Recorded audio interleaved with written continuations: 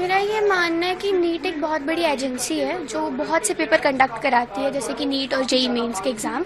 अगर नीट के पेपर में वापस जैसे री नीट आया बिकॉज पेपर लीक हुआ है, अगर पेपर एक इतनी बड़ी एजेंसी से ऐसा एक्सपेक्ट करना थोड़ा इम्पॉसिबल सा है। और अगर वो इतने बड़े बड़े क्लेम्स करती है जैसे कि they have GPS tracked vehicles, और फिर ऐसी चीज़ें होना एक अच्छी बात नहीं है। और बहुत बच्चों की होप होती है उन 2 सालों में इतने सैक्रिफाइसेस किए होते हैं सिर्फ वो एक पेपर के लिए। और इतना इतना कुछ करने के बाद अगर ऐसी चीज़ें हो रही हैं तो बच्चों के लिए बहुत ज़्यादा मेंटली ट्रॉमेटिक है ये सब कुछ।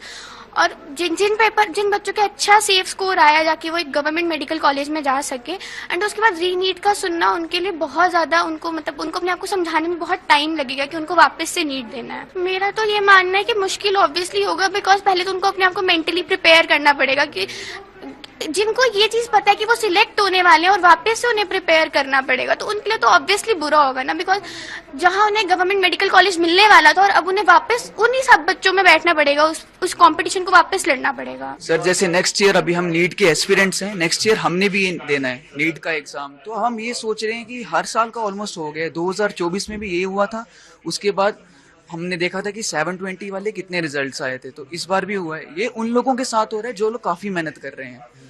अब उस इंसान के बारे में सोचिए जिसके 650 प्लस नंबर आए हैं, उसका जीएमसी तो पक्का है, अपनी फैमिली के साथ एक क्वालिटी टाइम स्पेंड कर रहा होगा, लेकिन अब उसने जब ये न्यूज़ सुनी है तो वो कितने मेंटल ट्रॉमा में होगा। मैं अपने एक्सपीरियंस से भी बताऊं, जैसे अगले साल मैं भी दूंगा, तो हमें वही सोच रहे हैं कि कितना मेंटली एग्जॉस्ट आदमी हो जाता है।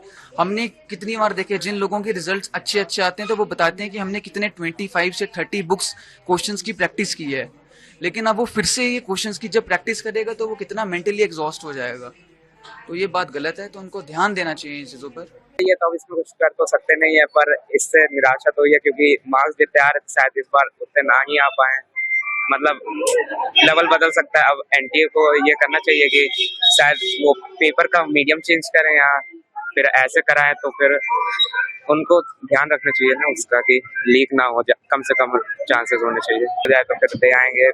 पर ये भी है, फिर हम लोग अभी देने गए थे पेपर, अब फिर हमें देने जाना पड़ेगा, तो ट्रैवलिंग हो जाएगी फिर और ज्यादा, इससे स्ट्रेस ही बढ़ेगा और कुछ होना नहीं है।